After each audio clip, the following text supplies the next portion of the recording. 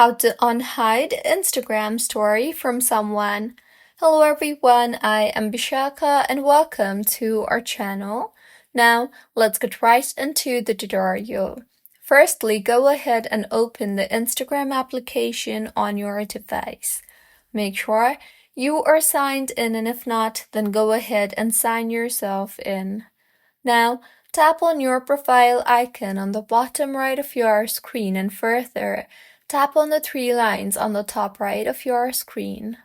Now, under the Who Can See Your Content tab, you will see the Hide Story and Live option. Tap on that and then tap on the Hide Story and Live From option.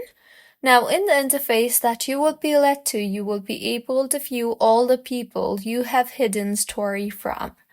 Simply go ahead and tap on the usernames from whom you no longer want to hide your story. Once you are done on selecting the radio buttons, tap on the Done button on the top right, and with this, the story will be unhidden from that particular individual. So, this is how you can unhide Instagram story from someone. If you find this tutorial helpful, please like the video and do comment if you have any queries. Also, do subscribe to our channel for more helpful tutorials like this. See you on the next one.